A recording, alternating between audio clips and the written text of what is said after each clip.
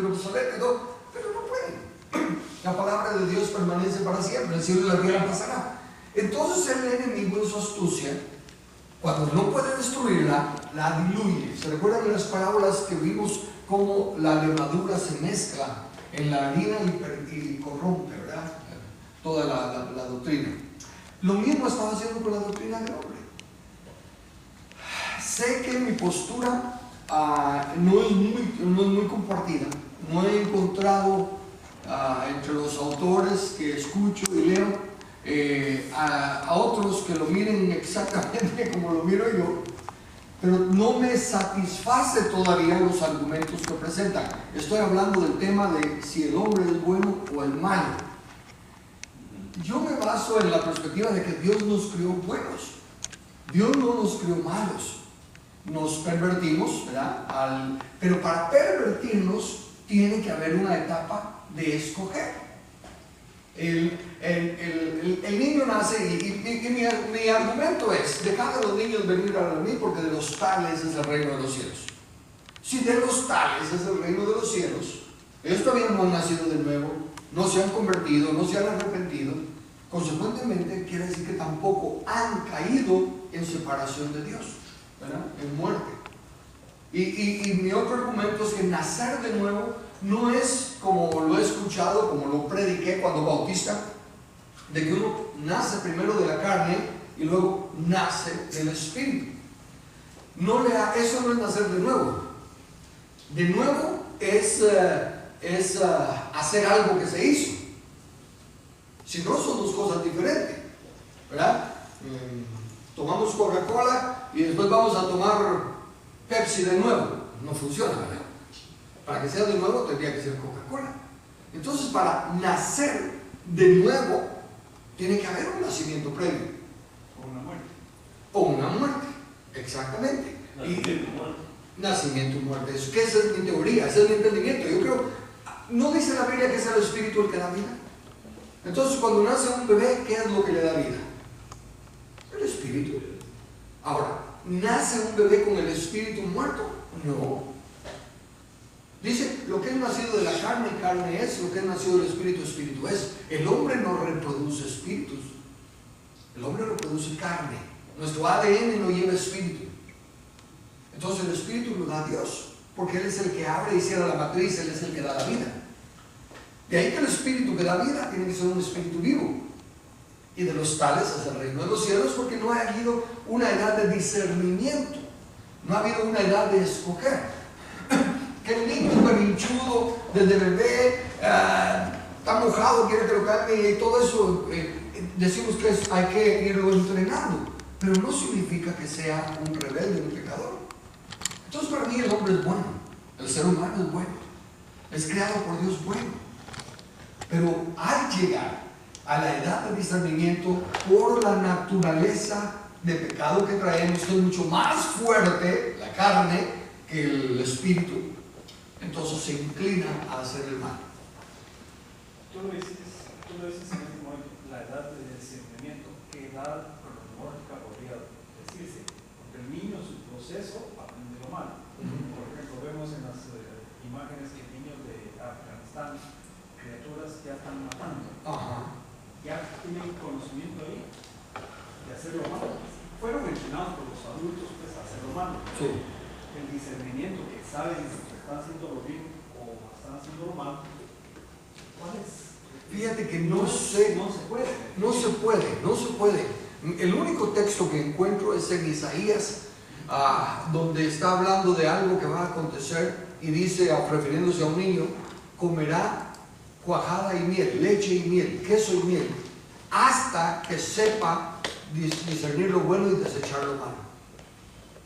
Pero no dice qué edad, no es la cronológica. O sea, la cronológica es la madurez del niño. Hay niños precoces, ¿verdad?, que son más rápidos. Hay otros que pueden, por ejemplo, a una persona que tiene una deficiencia mental, es un adulto, pero es todavía un niño, ¿verdad? Entonces, pero mi punto sigue siendo ese. Entonces, que estoy partiendo de la premisa de que somos buenos y aprendemos a ser malos. Se los pongo de esta manera: Dios no nos creó para morir, el diablo nos tuvo que enseñar a morir. ¿Por qué vivían tantos años los hombres antes? No había razón de morir, no estábamos diseñados para ello. Pero después del diluvio, decrece tremendamente la edad de los hombres, y entonces Dios ya pone un límite: 70, los más robustos 80. Y luego hay ciertas otras cosas, como honra a tu padre y a tu madre, tus años se alargarán y cosas de esa índole. Pero el punto al que voy es: si nos miramos como la hechura de Dios, si empezamos a valorarnos y a aceptarnos en la dignidad con la que Dios nos creó, no hablo de un elitismo, no hablo de un egocentrismo, hablo de que, bueno, precisamente, si todos somos creados a la imagen y semejanza de Dios, en nuestro Guatemala, el indígena, el ladino, el criollo, todos somos iguales. Y si llegamos a entender eso, los respetamos a todos por igual. Pero porque tenemos una actitud por naturaleza, todos debiéramos ser buenos. La naturaleza carnal que tenemos es consecuencia del pecado. Y esa es la que se erradica. Esa es la que Dios va a erradicar cuando Cristo venga a establecer una vez más su reino aquí en la tierra. Entonces, en algunos lugares ya experimentamos lo que es convivir en cierta paz y armonía, ¿verdad? Imagínense, eso es con la naturaleza del pecado todavía batallando en nosotros. Lo que va a ser cuando ya sea erradicada totalmente. Entonces va a ser. Sí. Tú decías que cuando digamos son bebés, ¿verdad? Nacen con el espíritu, son trinos igual, ¿verdad? Sí.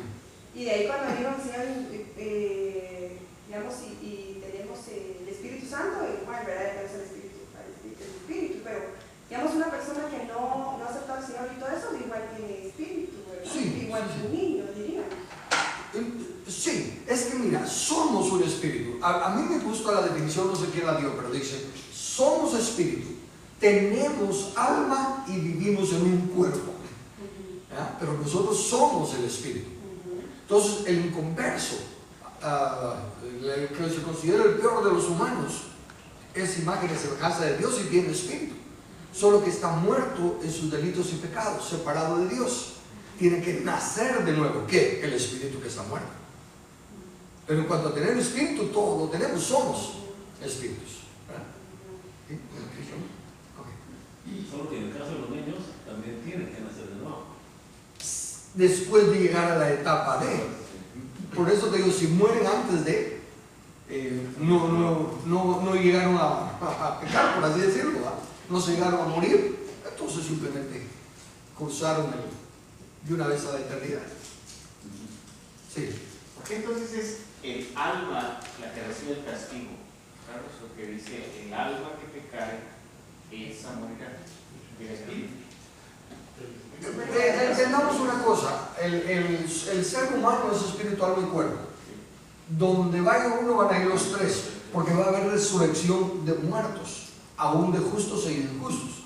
O sea que eventualmente vamos a parar de espíritu, alma y cuerpo juntos en donde nos toque, en bendición eterna o en condenación eterna, pero va a ser espíritu, alma y cuerpo. Ahorita se habla de la separación, ¿verdad?, del espíritu y el alma, y el cuerpo se queda en la tierra, ¿verdad?, y el espíritu y el alma vuelven a su creador, que los hizo. Pero se habla más de la salvación del alma y de la condenación del alma, porque lo que entendemos de la Biblia es que ahí se centraliza la voluntad, los deseos, las intenciones, ¿verdad?, que es lo único que nosotros podemos manejar, nuestra voluntad, el libre albedrío. Porque dice la diferencia entre condición y estado. Exacto. Carlos, Sí, pregunta. ¿en qué escritura se apoyaría el hecho de que se dice que somos espíritu? ¿Cuál escritura de la Biblia sería? Que yo estaba buscando, le doy vueltas en mente y termino en lo contrario. Porque termino en la definición contraria que acabas de decir, que lo que realmente somos almas, no somos espíritus. El espíritu nos da vida para funcionar, pero realmente somos almas. Porque de hecho en Génesis dice, y dice que formó un cuerpo y sopló en el aliento de vida. Y fue el hombre un alma viviente y un espíritu vivificante. No, alma viviente nada más. un espíritu vivificante, dice en la otra, como son dos partes donde Génesis dice que desde la formación del hombre. En la segunda parte dice un espíritu vivificante. Búscalo. Lo vamos a buscar, pero ahorita lo traje. Pero Porque sé que se dice espíritu vivificante, pero lo dice Pablo. En 1 Corintios. el primero de Corintios, no es en Génesis. No, Por eso te digo, en la creación no dice, al menos no recuerdo. Bueno, pero obviamente entonces yo lo después explico buscamos. ahorita. Pero el concepto es el mismo, que el espíritu es el que da vida. Entonces, Así es.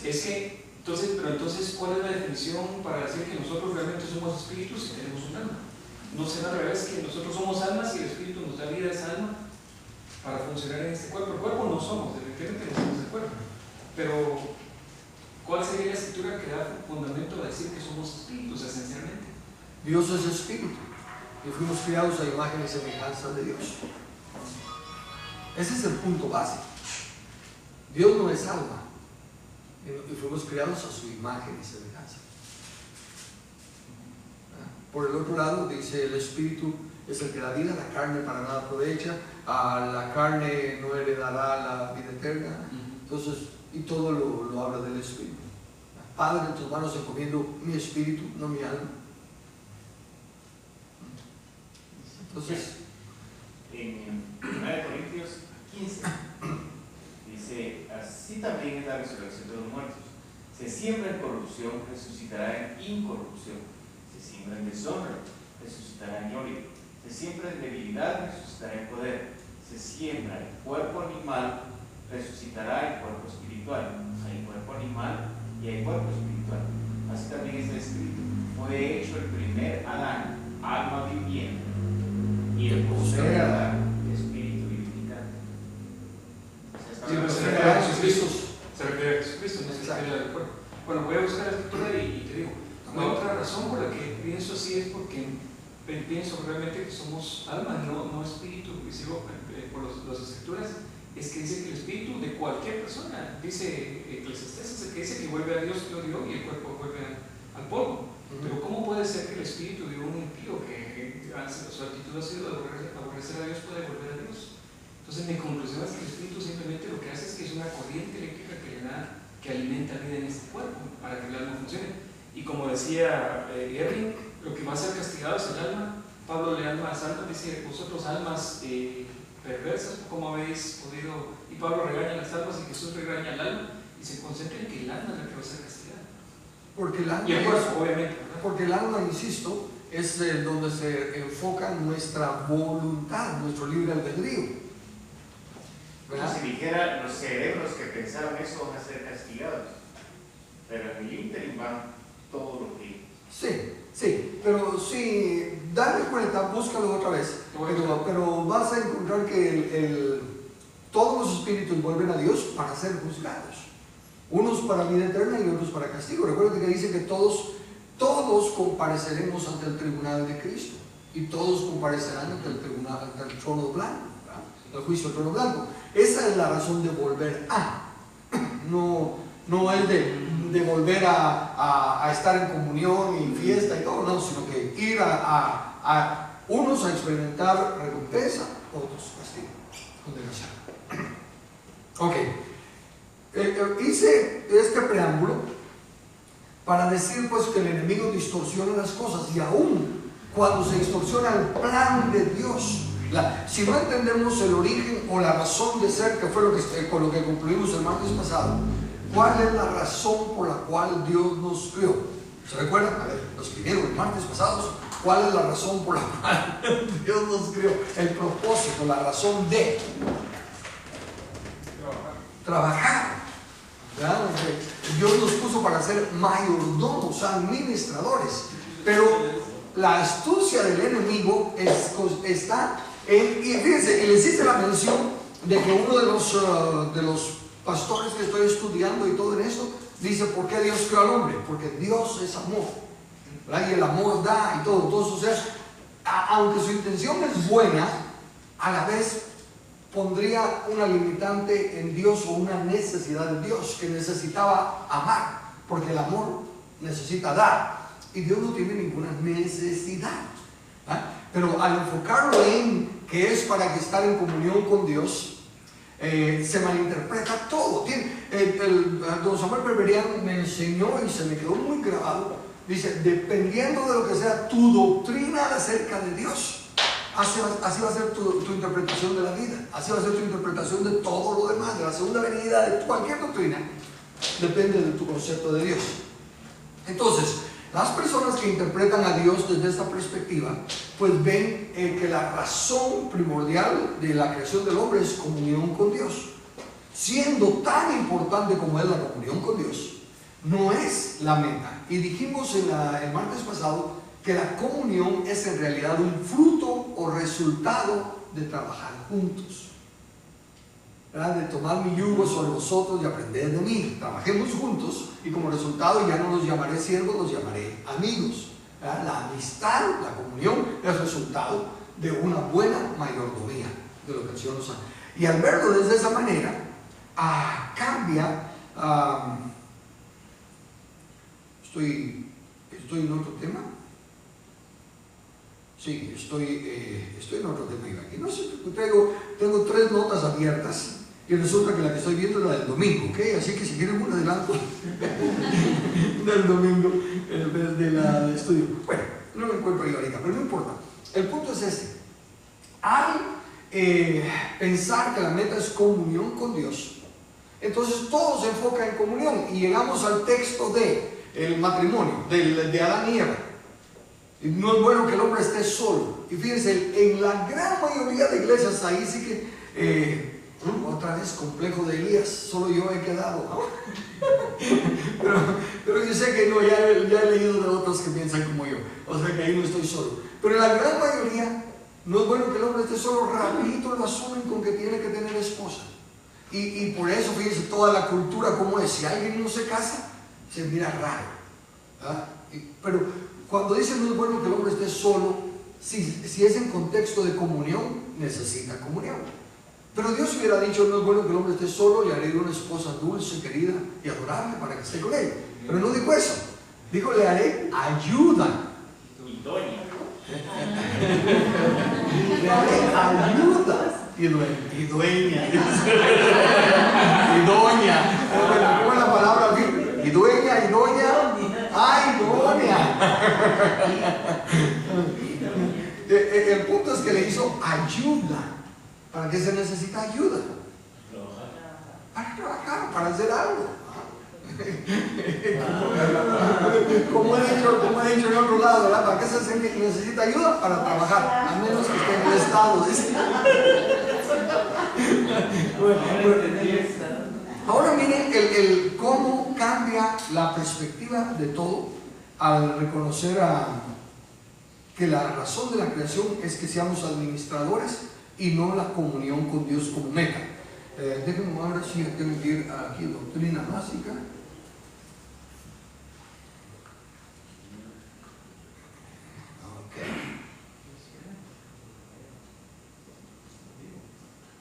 Aquí estamos. Okay.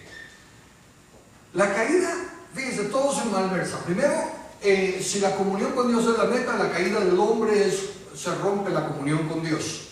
La hechura de la mujer, como digo, es para que haya comunión con el hombre.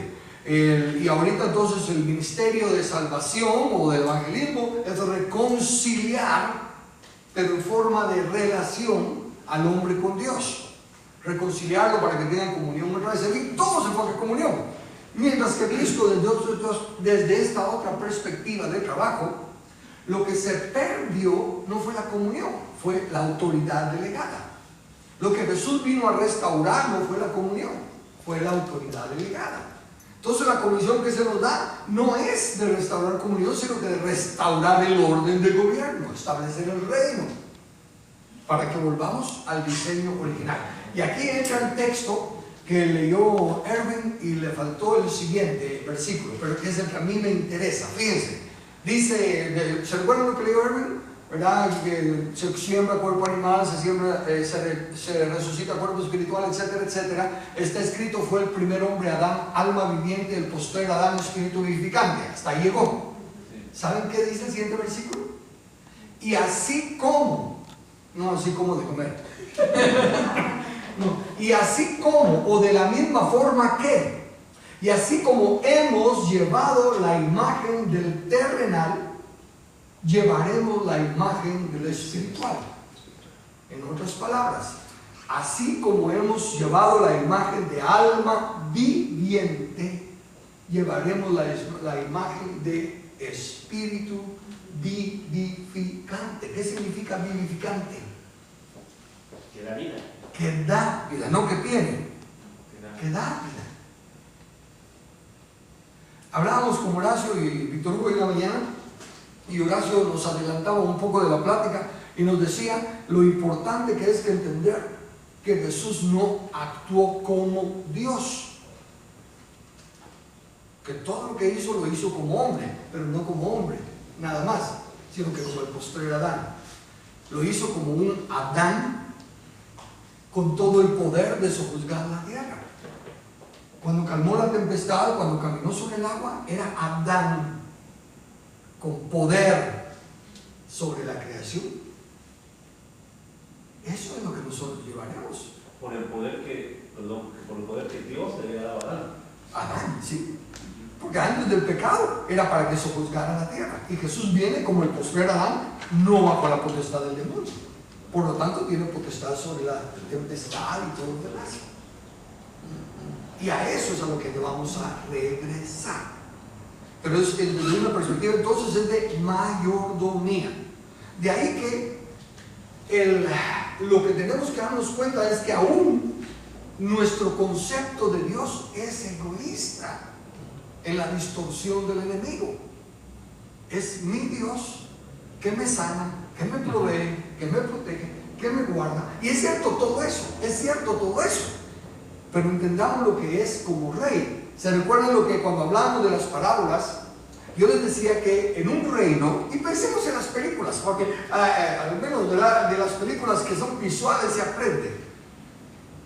Está el rey en su palacio con toda su guardia y todo, y los campesinos en el campo labrando la tierra y todo, y viene un ejército enemigo. ¿Qué hacen los campesinos? ¿Agarrar sus armas para defender su casa? No, salir corriendo para el palacio. Y el que tiene que salir a defenderlos es el rey con su ejército. Hay hambruna en la comarca y todo lo que sea. ¿Y a quién buscan que les solucione el asunto? Al rey, al monarca. Bueno, de esa manera Dios vela por nosotros. Somos sus mayordomos, somos sus administradores y Él pelea nuestras batallas. Pero no es una relación de que mi Dios que pelea por mí, sino que es mi rey, mi amo, que está velando por su propiedad, que no quiere que le fastidien a sus mayordomos. No es egoísta. Nuestra tendencia es de entonces quiere decir que Dios es un interesado. Sí es un interesado, pero en un sentido correcto. Recuérdense que las parábolas cuando vienen, lo primero que nos dicen, la muchacha como los extrayeron, dice, a ver, rinde cuentas. ¿Cuánto ganaron tus talentos? ¿Cuánto ganaron tus minas? Sí. Cuando tú dices que nosotros limitamos a Dios en cierta forma, egoístamente, ¿no? Ajá. Yo estaba viendo ayer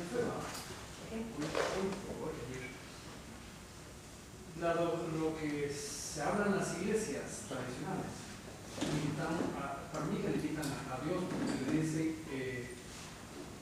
Dios está peleando aún con Satanás. No. ¿Ya lo venció? Sí, pero es ahí donde lo hacen pequeño todavía, pues. Ajá. Está peleando con nosotros una batalla. Sí. Cuando yo decía eso en el nombre, si el asunto es mental, tenemos que derribar esos argumentos, derribando todo eso que el enemigo ha metido. El enemigo no es una persona que nos pueda hacer un daño. Es el pensamiento enemigo que se mete en nosotros para poder obrar, para que cobre vida. Así es. Para darle vida. Así es. Ese es un punto importante, aún otra vez más de la creación. Dios es Dios soberano y ha dado tiempos. En este caso le dio tiempo ya al diablo, el tiempo del diablo sea para lo que sea que Dios lo dejó, para probar que Él era un Dios justo, que dio oportunidad de que se mostrara lo que Él hacía en la creación, etcétera, etcétera. Pero Jesús dijo claramente que el diablo ya fue juzgado. Y se recuerdan cuando ustedes les leí Apocalipsis 12, ya fue arrojado del cielo, ya no se halló lugar para él. Y descendió a la tierra enojado porque sabe que su tiempo está corto, que le queda poco tiempo. Una vez más, le queda poco tiempo comparado con la eternidad, porque ya van unos 2000 años, ¿verdad? Pero comparado con la eternidad, eso es poquito tiempo. Entonces, Dios es Dios, es soberano. Él no está en ninguna batalla. Su trono no está en estado de alerta. Él está sentado en su trono y su trono gobierna sobre todo. Lo tiene todo bajo control. Nada lo está tomando por sorpresa. Y el diablo no puede hacer nada contra él. Lo único que el diablo está haciendo es postergar. Mire, es como vayamos a un juicio humano. Ya se agarró al culpable, ya se declaró culpable, ya se le halló todas las pruebas y todas las evidencias de su culpa. O sea que ya no hay nada. Pero por ¿cuál es el protocolo? No es protocolo, ¿cuál es la burocracia y todos esos sistemas? Bueno, dice, entonces apelo a la otra corte, porque aquí los del jurado me vieron feo, ¿eh? Y va a otra corte. Y entonces la corte, entonces apelo a la Corte Suprema, entonces apelo a la Corte de Constitucionalidad, entonces apelo al presidente. Por ejemplo, todos los que están en lista de condenados a muerte, aquí en Guatemala, vencidos en juicio. No es venganza de nadie, ya las cortes los examinaron, ya escucharon las evidencias, ya los declararon culpables, pero como en no sé qué parte está todavía la apelación al presidente.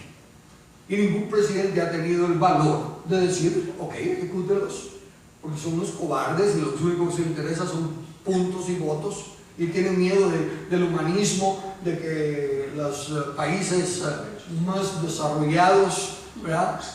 Donde ya abolieron la pena de muerte, los vayan a sancionar. Entonces unos cobardes irresponsables no dicen, ejecútelos. Y eso es exactamente lo que el diablo está haciendo. Ya está vencido, en juicio, condenado. Pero no es que él esté apelando a nada, sino que Dios puso una condición. Dios puso una condición. Siéntate a mi diestra hasta que ponga tus enemigos a vuestros pies. Siéntate a mi diestra hasta que ponga a tus enemigos por estrado de tus pies. O sea que no es Jesús el que va a poner a los enemigos por estrado de sus pies. Él está sentado a la diestra del Padre. El Padre va a decir, tranquilo, quédate aquí, tengamos comunión. Entonces, ¿quién va a poner a los enemigos por estrado de sus pies? Si no es el Padre y si no es Jesús. La iglesia. Su cuerpo, la iglesia. Pero ¿por qué lo va a hacer? Porque ya tenemos toda potestad, me ha sido dada en los cielos y en la tierra, por tanto, ir y hacer. Tenemos toda potestad en los cielos y en la tierra, por tanto, ir y hacer. El enemigo está vencido. Entonces, nuestro problema es, ahora, aquí entra, esto sí ya es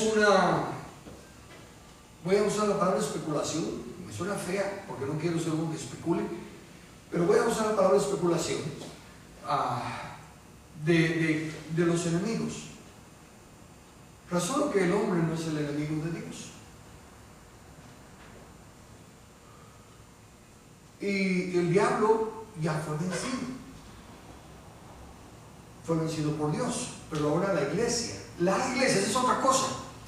No todos los evangélicos, todos los católicos, todos los bautistas, no todos los que se dicen cristianos. La iglesia de Cristo, la que Él sabe que es su iglesia. Esa iglesia es la que debe de poner a los enemigos por estrado de los pies. Ahora, ¿cómo lo va a hacer? No somos llamados a guerra. No vamos a agarrar las armas y hacer una guerrilla. Consecuentemente, los enemigos que yo entiendo, ahí es donde les digo que especulo, pero para mi razonamiento, si las armas que Dios me ha dado es para pelear en mi mente, los enemigos que tengo que poner a los pies de Cristo son estos pensamientos que se levantan contra el señorío de Jesús, que se levantan contra la obediencia a Cristo.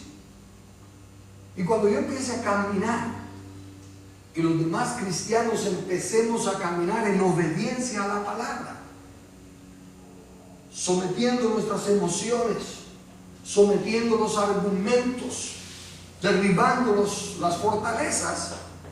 Entonces dice que el Señor, a través de su iglesia, de sus hijos maduros, manifestará a los principados la sabiduría de Dios. Volveremos, empezaremos, no volveremos porque nunca lo hemos estado solo Adán, pero volveremos en Adán a tener la autonomía, la mayordomía de la tierra. Y entonces Cristo ya vendrá, porque ya se habrá ganado la batalla. Ahorita el Señor, es como del Antiguo Testamento, les dio Jehová la tierra prometida, la Israel actual, se la dio al pueblo, sí, cuando todavía ni siquiera habían entrado. Pero les digo, vayan, peleen, venzan a los enemigos de la tierra que yo ya les di. Pero tienen que dar el proceso de guerrear para poseerla. Pero yo les doy la victoria. Y no se preocupen si vienen 100,000 contra 10 de ustedes. Yo envío ahí mis avispas, yo envío ahí que se abra la tierra, yo les doy una manita. Y no tienen que hacer nada, solo pónganse a alabarme como Josafat cuando sale a la guerra, que a lo que pone adelante es a los alabantes, ¿verdad? No a los flecheros, no a los espadachines, sino que a los alabantes. Y mientras van alabando a Dios, el Señor se encarga de acabar con todos los enemigos. Entonces es el mismo proceso. El Señor nos está diciendo, ya, toda potestad me da el cielo y la tierra, les entrego la tierra, pídeme y te daré la tierra por las naciones por heredad. A Jesús, si nosotros somos su cuerpo. Pero tenemos que derribar los argumentos en contra de eso. Tenemos que traer a esos enemigos a los pies de Cristo y entronar al Rey en nuestros corazones, en nuestra mente, y Él nos dará la victoria. No tiene que ser así como Israel no conquistó toda la tierra prometida. Fíjense, aún en la época gloriosa de Israel, después del rey David y después de Salomón, la edad de oro y todo, todavía no habían entrado a poseer toda su tierra. Y ya era una etapa gloriosa. Carlos, y esos argumentos que se levantan contra el conocimiento de Cristo muchas veces son lógicos y parecen buenos, ¿verdad? Definitivamente. Y por eso es que no nos damos cuenta que realmente van contra el señorío de Jesucristo. Así es. Yo me voy a atrever a decir algo y corriendo, por favor, si estoy mal, pero creo que no estoy mal. Para mí, con todo respeto de los señores de 40 días de perdón, 40 días de perdón es un sistema incompleto, porque a la larga no lleva a la gente al señorío de Jesucristo. O sea, sí hay perdón y todo, pero no es completo. No le dice 40 días de perdón para que usted viva bien y en paz y tranquilo y se acabó. Perdone para que usted viva bien, termina siendo el hombre el centro de atención, no a Jesucristo. No le dicen a la gente, solo escuché todos los videos que vi de 40 días de perdón, solo escuché a un pastor que dijo, si usted no perdona, Jesucristo no le va a perdonar. Es el único que escuché, todo lo demás es en beneficio del hombre, etcétera. Perdone porque usted va a vivir mejor. Entonces, esos pensamientos tan engañosos que parecen buenos son enemigos de Jesucristo, lo que estaba diciendo. Pienso yo, no sé si estoy equivocado. El punto es que una verdad incompleta termina siendo una mentira. Así es. ¿Verdad? Y es cierto, debemos de perdonar, es un mandato. No 40 días, sino que toda nuestra vida. Porque si yo solo 40 días perdono, les aseguro que voy a enojarme después. Por ejemplo, viene una persona ajena, porque la campaña es un poco, siento que trata de no herir a la gente, siempre digo la campaña, ¿verdad? Perdón, yo no por eso estoy cometiendo un error en mencionar esto, pero por ejemplo, viene una persona que escucha eso y dice, sí, es cierto, yo voy a perdonar a mi pareja, para que vivamos mejor, habiendo perdonado a mi pareja, yo voy a ser mejor, y mi pareja va a estar mejor, y perdona a su pareja y le pide perdón y se reconcilia y todo. El problema es que su pareja era otro hombre. O sea, a la larga, uno dice, entonces, ¿en qué estamos? No puede ser. ¿Qué pasó aquí? No guía a Jesucristo a ser, no guía a la gente a la larga a ser el Señor de la vida de estas personas. O sea, sin embargo, es incompleto el mensaje. Claro, pero quería decir para enfatizar lo que tú mencionaste de lo lógico, no solo lo lógico, sino que el fruto. Un homosexual que perdona a su pareja homosexual va a tener una mejor relación. Va a experimentar, se les salió bien la cosa. Ajá. Y eso es lo que le pasa a la iglesia. Como recibimos bendición, quiere decir que Dios está de acuerdo con lo que estamos haciendo. Asumimos. ¿Perdón? Asumimos. Eso, por eso estoy diciendo, así como un homosexual que perdona a su pareja homosexual, definitivamente va a tener una mejor relación, pero no significa que está correcto. El hecho que Dios bendiga lo que hacemos no significa que está correcto.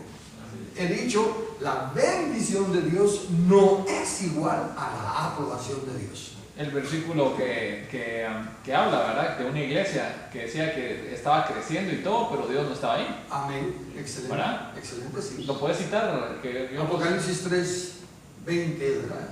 Aquí estoy a la puerta y llamo, si alguno abriera, entraré a él y cenaré con él y él conmigo. Les menciona primeramente, ustedes dicen, no tenemos falta de nada, nos hemos enriquecido, y todos dicen, no sabes que eres un ciego, y un miserable y desnudo.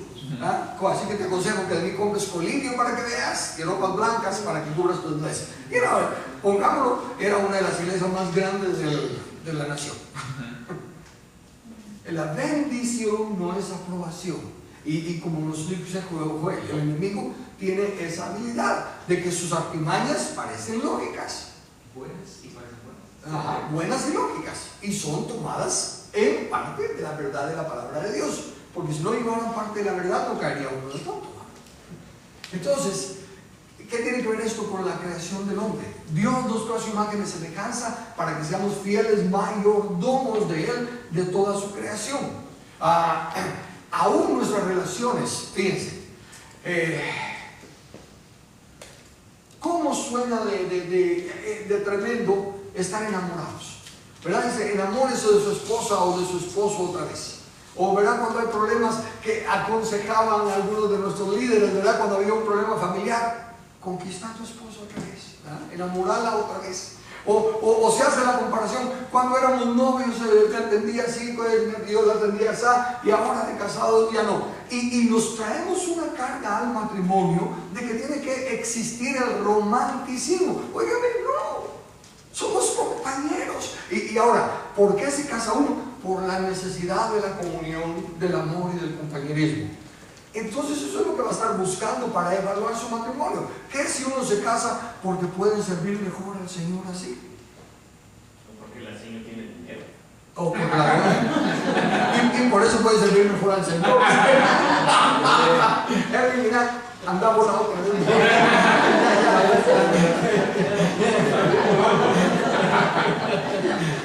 Pero se dan cuenta, fíjense que nos ponemos unas cargas tremendas por sencillamente no aceptar, uno, la soberanía de Dios, y dos, el hecho. Por eso es que se resiente de que los padres escojan a los cónyuges. Miramos a la raza hebrea de que son niñitos, ya, esta se casa con tu hijo, ok, y son niñitos. Ya cuando crecen, ok, el casorio va. ¿Y qué pasó con las serenatas? ¿Y qué pasó con la...? ¿Y eso para qué? Si se están casando, no porque es un enamoramiento, nada de eso, sino que se están casando porque es por un propósito. Fructificar y multiplicar, llenar la tierra y sojuzgarla. Pero eso choca. Y ahí está la batalla. Los hijos. A nuestros hijitos lindos. Lloramos cuando se fue Undina la primera vez. Lloramos cuando se fue llorando. No hemos llorado porque no se lloró.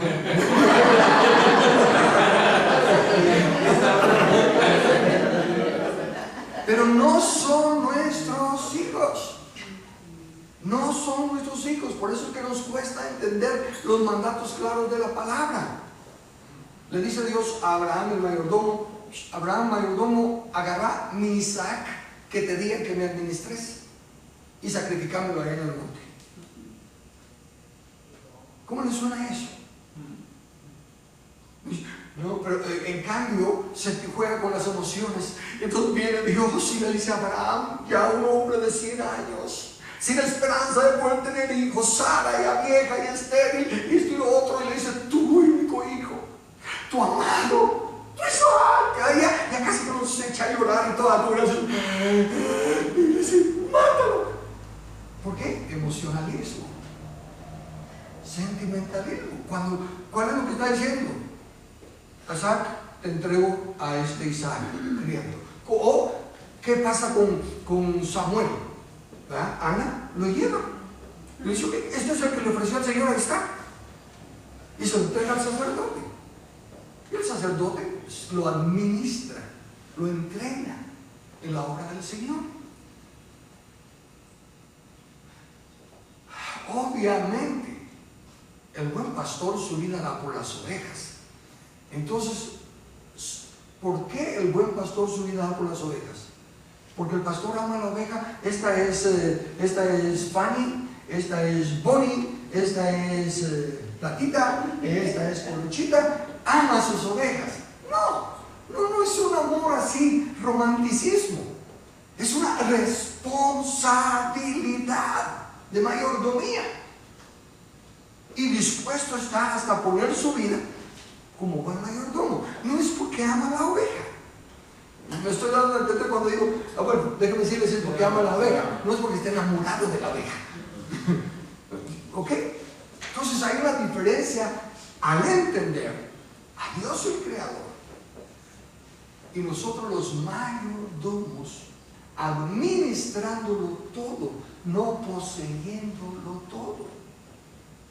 Nosotros creemos que somos dueños de. Y miren, les voy a leer la parábola tan conocida, pero óiganla con un nuevo entendimiento o con nueva perspectiva de lo que estoy hablando. Mateo 21, 33 al 44. Oíd otra parábola. Hubo un hombre, padre de familia, el cual plantó una viña, la cercó de vallado, cavó en ella un lagar, edificó una torre y la arrendó a unos labradores. Y se fue lejos. Y cuando se acercó el tiempo de los frutos, envió sus siervos a los labradores para que recibiesen sus frutos. Más los labradores, tomando a los siervos, a unos golpearon, a otros mataron y a otros apedrearon. Envió de nuevo otros siervos más que los primeros, se hicieron con ellos de la misma manera. Finalmente, él les envió a su hijo diciendo: tendrán respeto a mi hijo. Mas los labradores, cuando vieron al hijo, dijeron entre sí: este es el heredero, venid, matémosle y apoderémonos de su heredad. Y tomándole, le echaron fuera de la viña y le mataron. Ahora viene la pregunta: cuando venga pues el señor de la viña, ¿qué hará aquellos labradores? Le dijeron: a los malos destruirá sin misericordia y arrendará su viña a otros labradores que le paguen el fruto a su tiempo. Ok, eso está fácil, ¿verdad? Que desventurados. No solo les dieron el chance del trabajo, no solo los han dejado que coman, porque no les están prohibiendo que coman de los frutos, pero, ¿verdad? Que el resto los dejan luego y todo. Y no solo eso, sino que apedrean y matan a sus siervos y hasta el hijo. ¡Qué desventurados! Eso merece la muerte. El Señor está hablando de nosotros. No está hablando de una parábola. Perdón, está contando una parábola, pero no se está refiriendo a uvas. Recuérdense que ya en Isaías nos ha hecho la parábola de que él plantó su viña, etcétera, etcétera, y luego dijo que la viña era Israel y que lo que él esperaba era fruto de justicia. Pero no le habían dado justicia. Entonces, ¿qué está esperando de nosotros? Justicia. No está esperando que le cantemos, que le adoremos, que todas las cosas que separadas de la justicia no sirven para nada, como leímos el domingo pasado. ¿Verdad? Sus sacrificios, sus lunas nuevas, sus ofrendas, ¿verdad? Estoy hastiado de ellas. Por la actitud injusta con la que se estaban haciendo. Entonces, aquí viene, y él va a hacer eso. Entonces ahora viene Jesús y les dice, cuando ellos mismos han dado el juicio, el veredicto, les dice al Señor, Jesús les dijo: nunca leíste en las Escrituras: la piedra que desecharon los edificadores ha venido a ser cabeza del ángulo. El Señor ha hecho esto y es cosa maravillosa a nuestros ojos. Por tanto os digo que el reino de Dios será quitado de vosotros y será dado a gente que produzca los frutos de él. ¿Qué dijeron ellos en el juicio que ellos nos dieron? Les quitará la viña y se la dará a otros que sí den el fruto. Ellos nos dieron el fruto de justicia, así que les quitó el reino y se lo dio a otros que den el fruto. Pero si se los quitó a unos, se los quita a otros. Si no se da el fruto que él anda buscando, se los vuelve a quitar y lo dará a otros. Más de algunos van a producir el fruto de justicia. Y el que cayere sobre esta piedra será quebrantado, y sobre quien ella cayere le desmenuzará. Entonces, lo que estoy tratando de mostrarles es que en el origen del hombre necesitamos entender que tenemos la imagen y semejanza de Dios.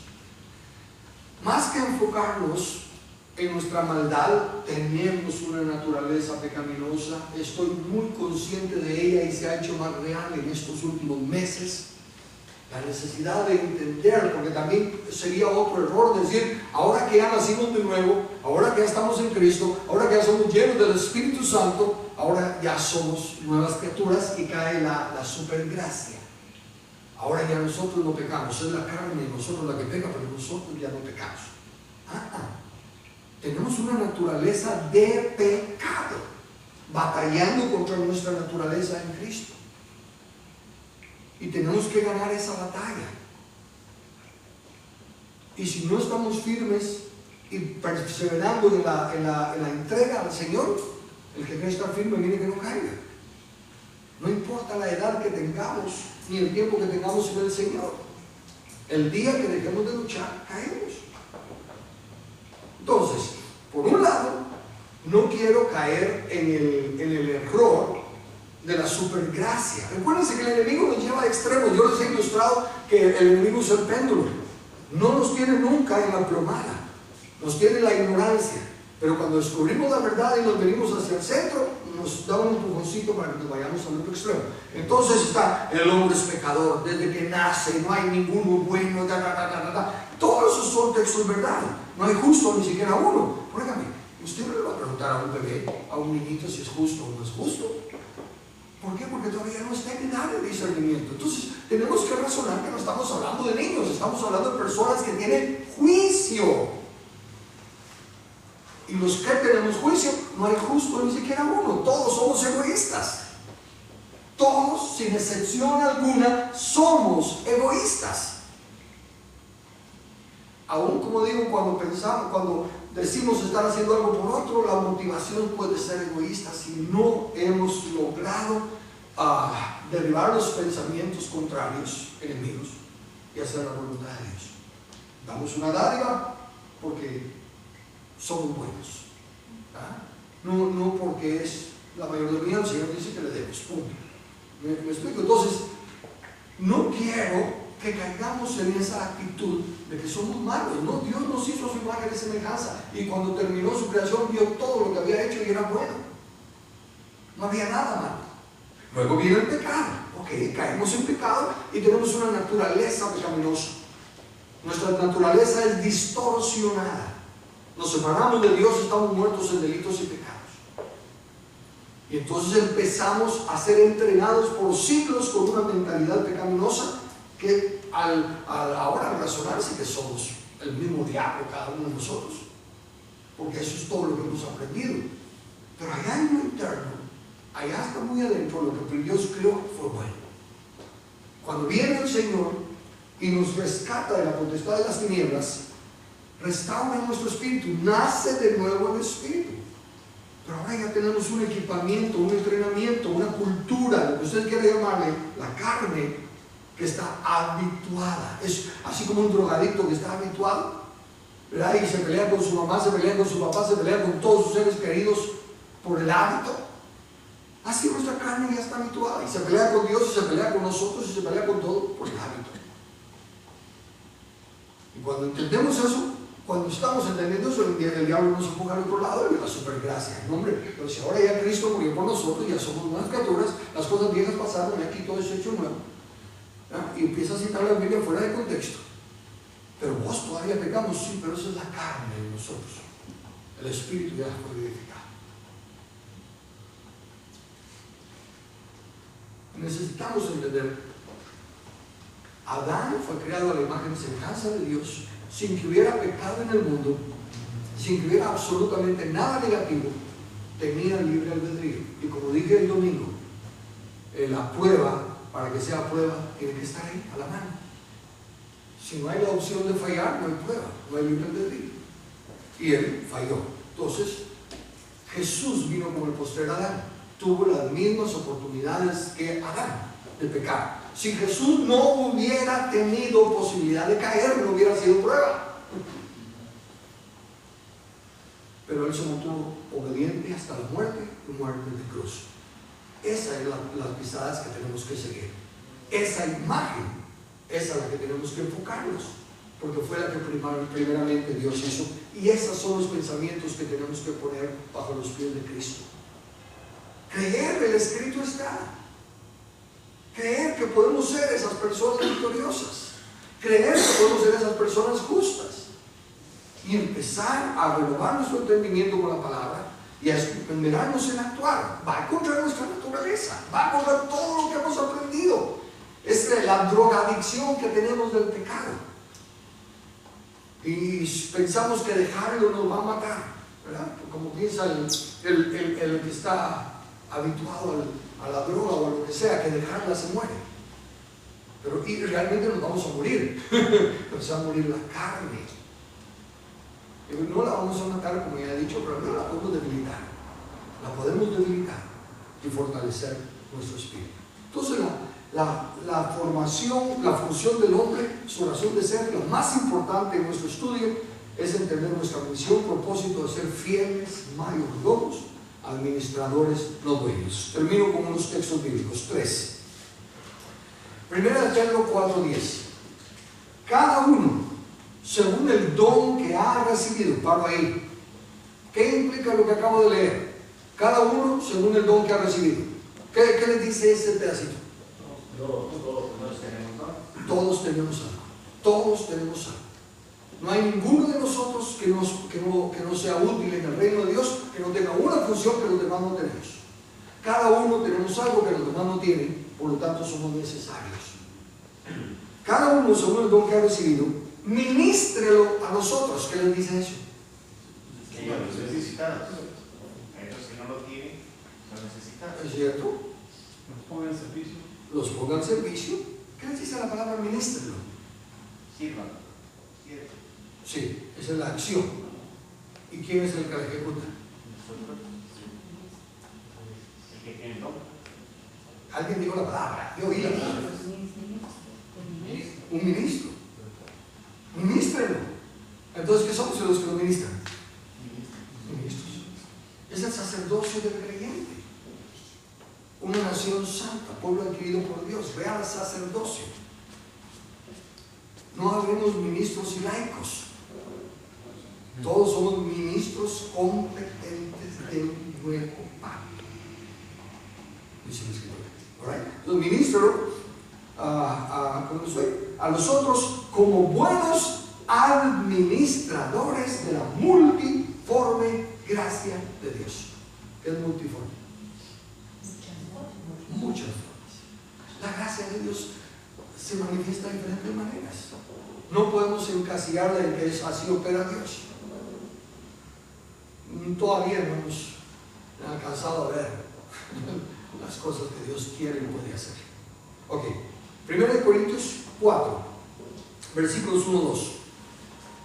Así pues, téngannos los hombres por servidores de Cristo y administradores de los misterios de Dios. A ver, explíquenme eso. Administradores de los misterios de Dios.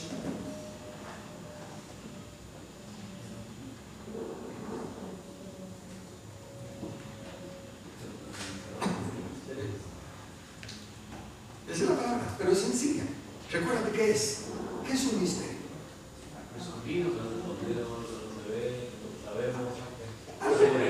Que no ha sido revelado.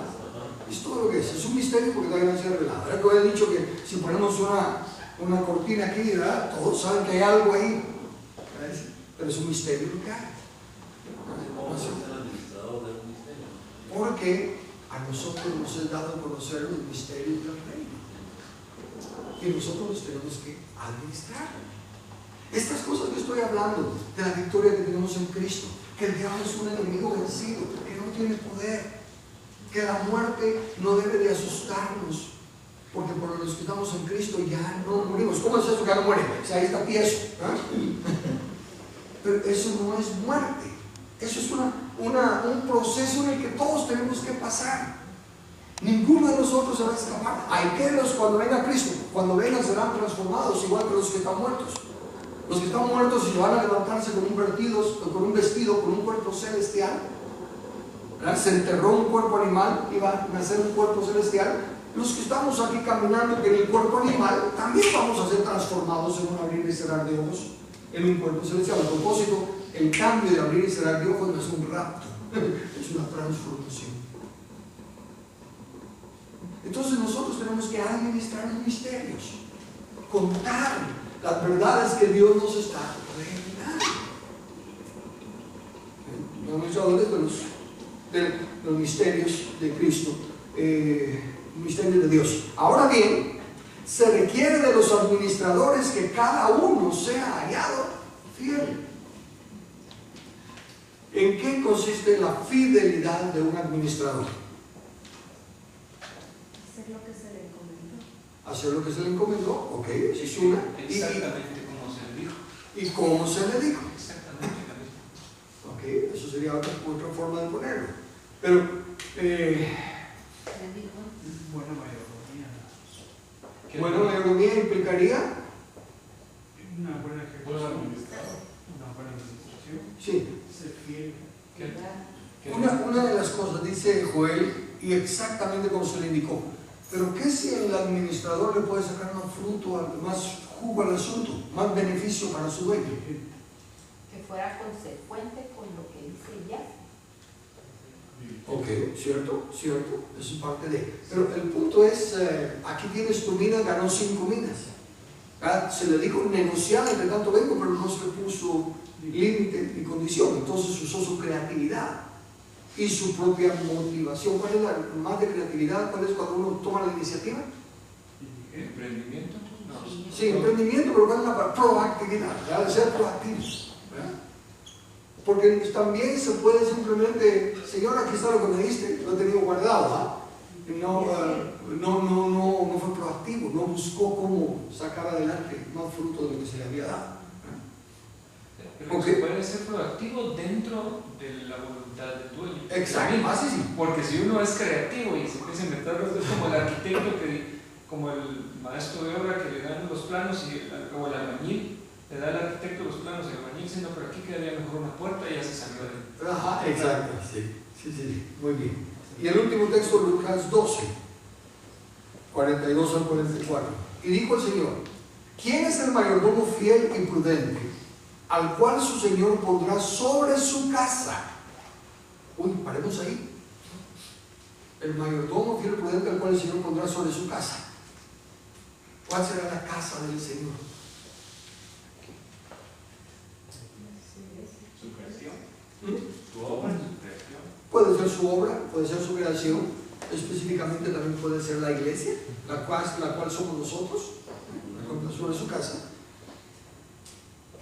para que a tiempo les dé su ración. Fíjense, eso es otra cosa bien linda.